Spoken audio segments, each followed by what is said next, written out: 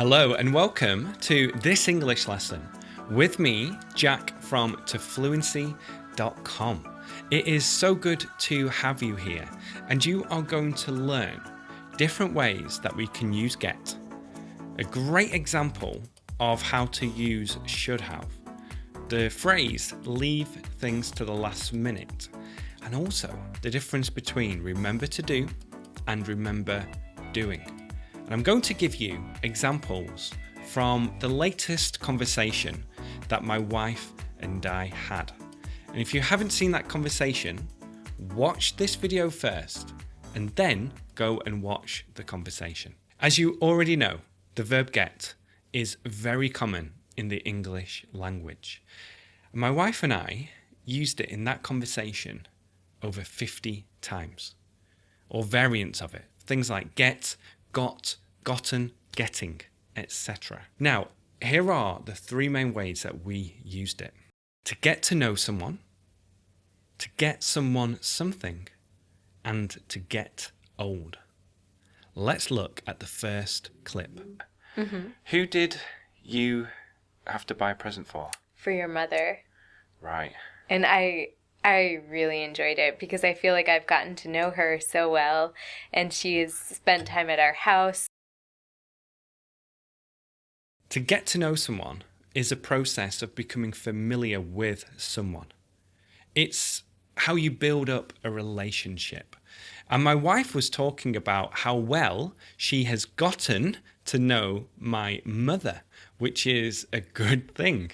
They get on well, which is another way to use get. They have a good relationship. They get on well. My wife used gotten here, but in British English, you'll most likely hear got. She has got to know her very well. Here are some more examples. We need to get to know our neighbours better. We don't have a relationship with them right now. We aren't very familiar with them. So we need to get to know our neighbours better. An example for the past, I never got to know him. I never got to know him. Here is the next clip that shows you a different way to use get. What did you get her? I got her a pair of cozy slippers. Yeah. In this case, get means to buy somebody a present. So my wife bought my mum a pair of cozy slippers. She got her a pair of cozy slippers. Now, last year we did something called Secret Santa. And this is where everybody in a group buys presents for just one person. So you can only get something for one person. And this makes it a lot of fun. Here are some more examples of get. I just don't know what to get her. I just don't know what to get her. And what should I get her for Christmas? What should I get her for Christmas? Here is another way that we use get. I knew Santa wasn't real, I was like, I'm getting older now. So you know what this means, right? To get older signifies going from a young person to an older person. And it's the process of this happening. But I wanted to introduce this really cool phrase as well. It's getting old now.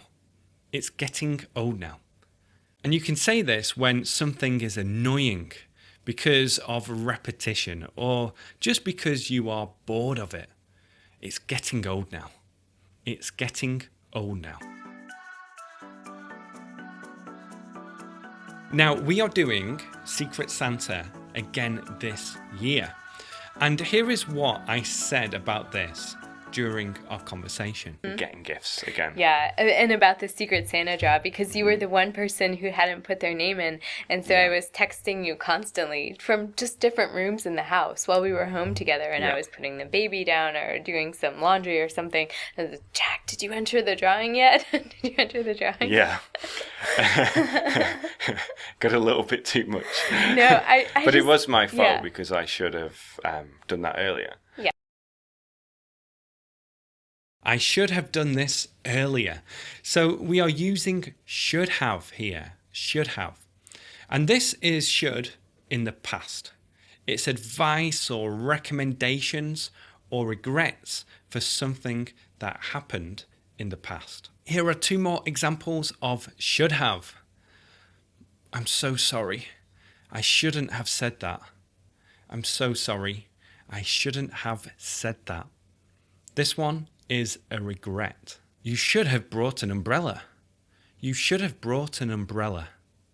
This is like advice for a past action. The reason I didn't do it earlier is because I like to leave things until the last minute. I like to leave things until the last minute. And this means I normally do things just before they have to be done. If you are at university or if you are at school, I'm sure that you leave certain things until the last minute. I'm sure that sometimes or all the time you leave your homework until the last minute. What is something that you leave until the last minute? Let me know in the comment section below. What is something that you leave until the last minute?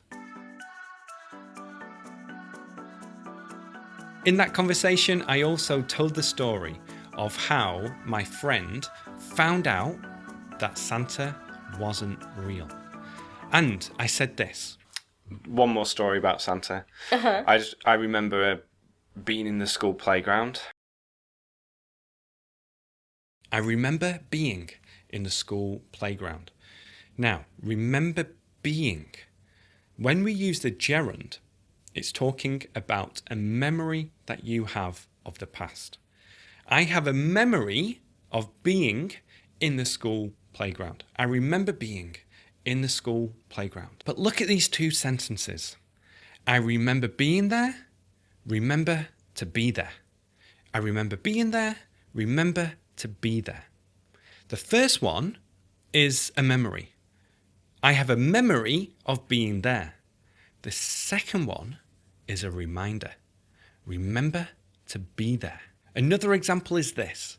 My wife and I are in the car and I say, I don't remember locking the doors.